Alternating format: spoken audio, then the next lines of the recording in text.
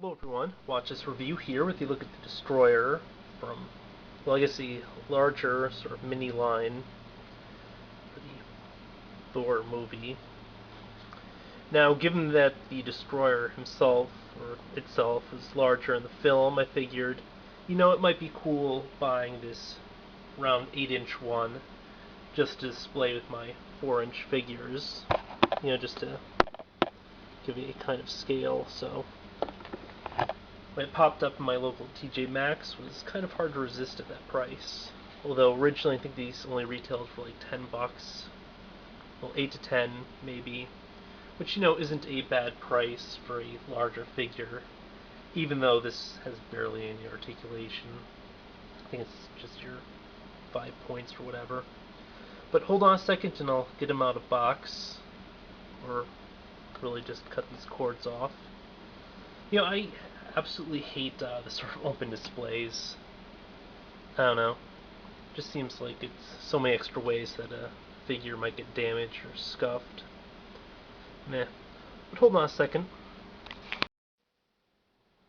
To my previous point of the figure suffering from an open box, this one does have a few marks and scuffs and something that even looks like a scratch. The problem is you don't know if it happened during production or if it just happened during transport because, again, open package, and then some of the marks obviously do look intentional, like this one here, just because there are two of them on opposite sides.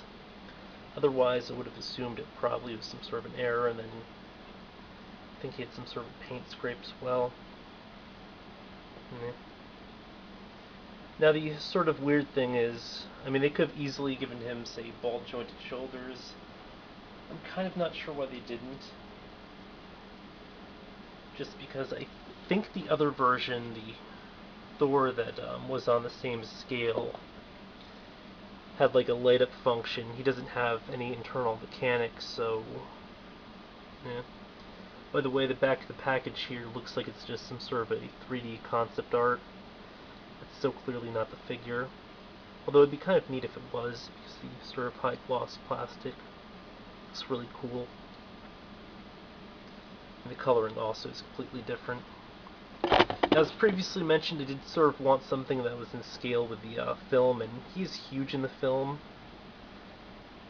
Well, I'm not sure if this is like proper size or a little bit too big, but in the movie, I don't know if you've seen it or not, one of the characters that jumps up on his back and stuff, so he's at least 2 to 3 times the size, and I can't find my Thor from the line right now, but people almost call him Gimli, but Volstagg here, is same basic size from the line, the same 3.5-inch scale. Bring in the modern Thor from Marvel Universe, which of course looks quite a bit larger. And I can't get him to stand properly. So definitely in terms of just displaying the characters, if you want something to stand there and face Thor, it does his job pretty well. Otherwise, I do like this figure quite a bit, despite the fact he doesn't really offer anything. It's just nice looking figures, sort of cool design. I never got the variant Hulkbuster / Destroyer from the previous Marvel Legends line. It's just a bit too expensive at the time I was starting to get into it, but I do have to sort of admire and or like the general design for this Destroyer because it does look pretty damn slick. I honestly didn't think I'd be this into it. Plus, the whole general design sort of reminds me of like the Godzilla toys and stuff that I used to pick up when I was younger, where it didn't really have much articulation or anything. So it's pretty neat. The one sort of big drawback is they just have this really random shadowing effect, like they have black paint tossed around his elbows here, a bit around the knees and the ankles. It's kind of a distraction. It's just way too dark. They should have just gone with, like, say, a deeper silver, but on the whole, it does look like a pretty decent display piece. In terms of articulation, he really only has the cardinal points. And that is head movement, including rotation, which he does kind of need, and very tiny up and down. Arms are hinged, and then the hips are hinged, which doesn't really give you a lot of options there. On the whole, pretty decent collectible item. Really not a huge display piece, given the lack of articulation, but nonetheless will look pretty decent on a shelf. This has been a look at, I guess, just the Destroyer from the sort of larger line.